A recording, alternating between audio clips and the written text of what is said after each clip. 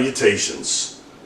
Recently did a video concerning spirit depossession, and it was one of two, and this kind of goes along with those in terms that it ties in.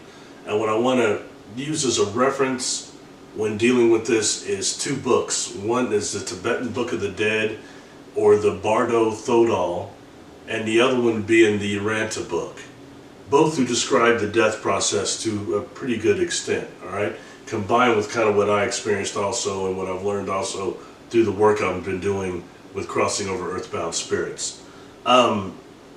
Something that the Bardo Thodol says, it describes the first 49 days after death, and saying that that's the time that we have time to wrap up affairs and stuff like that, and some of the things that happen in the interim of that.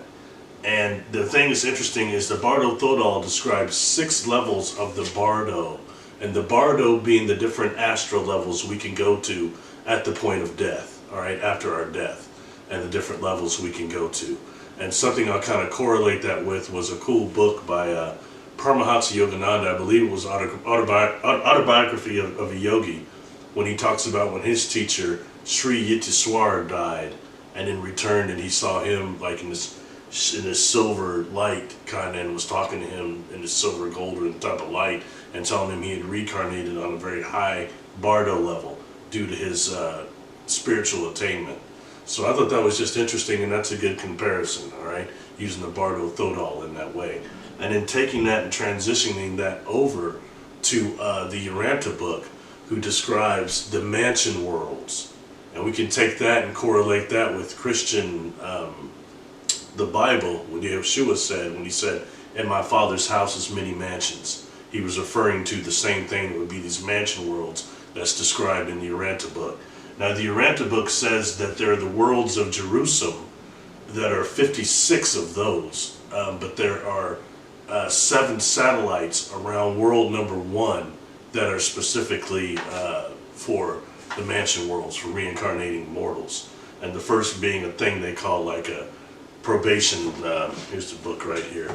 I believe they call it a probationary. Let's see, I think I marked it. They call the first part their probationary nursery. So that's one part of it. Then they go through and start describing the other mansion worlds, which are 8, which are ways of progression of the soul itself. So there's actually 7 of those in the Urantia Book, 6 Bardos in the Bardo Thodol. That's just interesting. But what I found in my work is that there's more like 100 levels. 100 levels in which we reincarnate and are capable of, and how much the amount of love that we generate, we're capable of. Creator love in our life helps us to actually see the higher levels and incarnate higher. 1 being the most simple level, 100 being the most complex and the most evolved.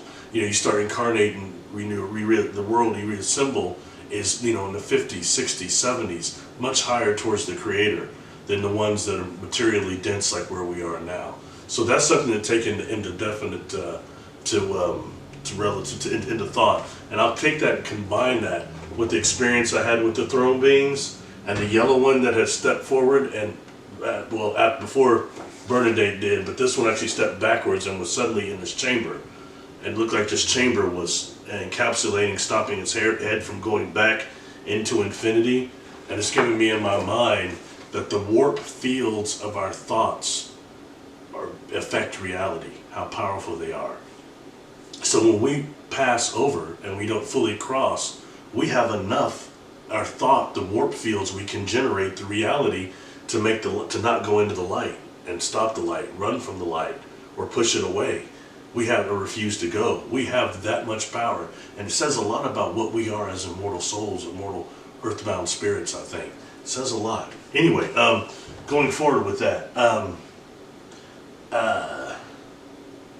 the thing that's been described as somebody named Daniel Brinkley, and I know some people that are astral projecting, one of my brothers have seen this as well, is that this first mansion world, and several of them appear to be these huge, beautiful crystal palaces.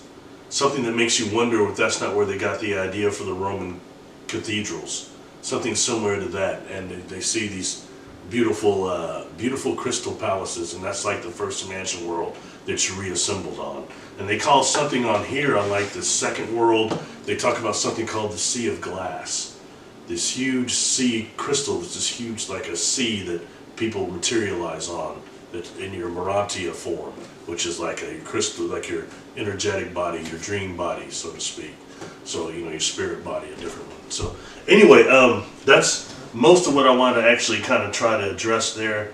And just, this is for, you know, yourself to look into more, because if you go through the death process like I did, I know one of the first things that hits you is this panoramic life review, and everything you've done starts coming back, the feeling. It's more than just your life flashing in front of you. It's a little bit more than that. So if you put out a bunch of negative, a bunch of evil, a bunch of hate, you're going to feel that. You put out a bunch of love, that comes back too.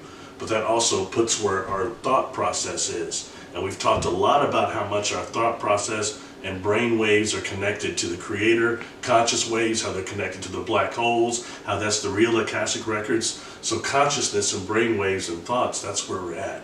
That's where we're at in manifesting things around us. And that depends on the level that the more you can manifest that love and that more positive, the more level you're incarnate on to that 100, 1,000, whatever it is. But I personally believe it's much more than 7 levels or 6 levels as these books are describing.